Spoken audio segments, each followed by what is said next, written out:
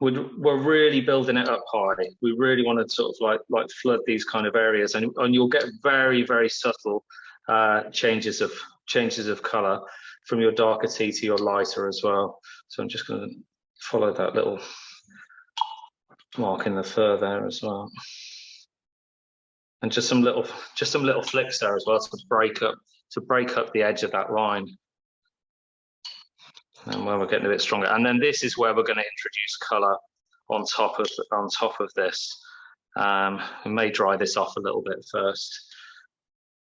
No, let's just trust the tea. See what we can do here.